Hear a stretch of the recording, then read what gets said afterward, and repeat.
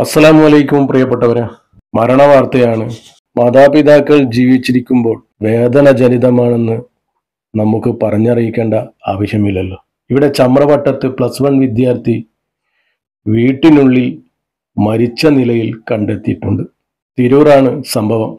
ചമ്രവട്ടം സ്വദേശിയും പുറത്തൂർ ഹൈസ്കൂൾ +1 വിദ്യാർത്ഥിയുമായ ചമ്രവട്ടം കാമ്പിലവളപ്പിൽ സക്കീർ ഹുസൈൻ മകൻ ഫവാസിനെയാണ് വീട്ടിനുള്ളിൽ മരിച്ച നിലയിൽ കണ്ടെത്തിയത്. തിങ്കളാഴ്ച രാത്രിയായിരുന്നു സംഭവം. മൃതദേഹം തിരൂർ ജില്ലാ ആശുപത്രിയിൽ പോസ്റ്റ്മോർട്ടം നടപടികൾക്ക് ശേഷം ചമ്രവട്ടം ജുമാ മസ്ജിദിൽ കബറടക്കം ചെയ്യും. ആത്മഹത്യ ഒന്നിനും പരിഹാരമല്ല. അതിജീവിക്കാൻ ശ്രമിക്കുക. അതിനും പറ്റിയില്ലെങ്കിൽ മാനസികാരോഗ്യ വിദഗ്ധരെ സഹായം തേടുക. പടച്ച റബ്ബ് എല്ലാവരെയും തൊട്ട് കാക്കട്ടെ. മാതാപിതാക്കൾ ജീവിച്ചിരിക്കുമ്പോൾ മക്കളുടെ മരണം ആ മാതാപിതാക്കൾക്ക് എത്രമാത്രം വിഷമമുണ്ടാക്കുമെന്ന് നമുക്ക് പറഞ്ഞറിയിക്കേണ്ട ആവശ്യമില്ല. അവരുടെ മരണം വരെ ഇത് മറക്കാനാവാത്ത വിഷയമായി മാറും. പടച്ച റബ്ബ് ആ മാതാപിതാക്കൾക്ക് ക്ഷമയും സമാധാനവും നൽകട്ടെ. ആമീൻ.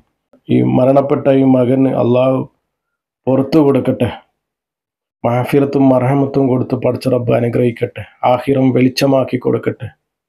സ്വർഗീയ പൂങ്കാവനം തന്നെ പടച്ച റബ്ബ് തുറന്നു കൊടുക്കട്ടെ. ചില വിഷമങ്ങൾ കാരണം ചില സമയത്ത് പലതും സംഭവിക്കാറുണ്ട്. പടച്ച റബ്ബ് നമ്മളെ അതിൽ നിന്നൊക്കെ കാക്കട്ടെ. ജീവിതവും മരണവും നമ്മെ സന്തോഷത്തിലാക്കി തരട്ടെ. എല്ലാവരും ആ മകനു വേണ്ടി ദുആ ചെയ്യണം. പറ്റുന്നവർ യാസീനും ഫാത്തിഹയും ഓതി ഹദിയ ചെയ്യാൻ ഉണർത്തുന്നു. അസ്സലാമു അലൈക്കും വറഹ്മത്തുള്ളാഹി.